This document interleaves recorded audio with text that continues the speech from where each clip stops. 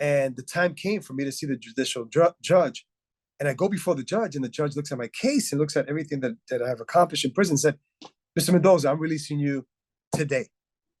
And as I was being released, I was just praising God, but I was thinking in the back of my mind, I said, imagine something else pops up and I get rearrested.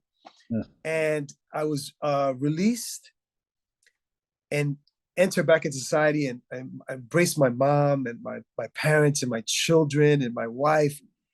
And Brother Ken, this is what God does, which is one of the most amazing part of the story.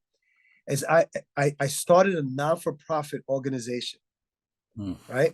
I used my savvy, my insight, because when I was in prison, I was studying a lot about law as well. I was hired by my attorneys to work for them as a paralegal. So I had a job, and I just felt that, God wanted me there. He wanted me to go into ministry. And so I couldn't go into full-time ministry.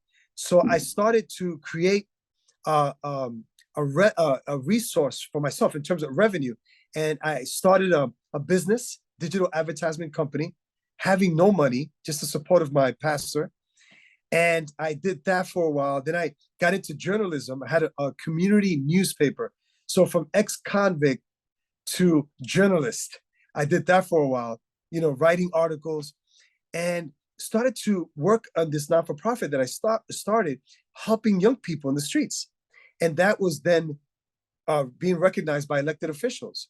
So they started giving me proclamations and inviting me to City Hall and speaking in different venues, speaking at Columbia University. And then I get connected with some ambassadors at the UN representing their country at the United Nations in Washington, D.C.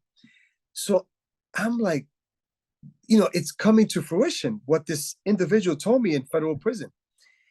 And I'm there, and I'm before these world leaders, and I'm addressing them.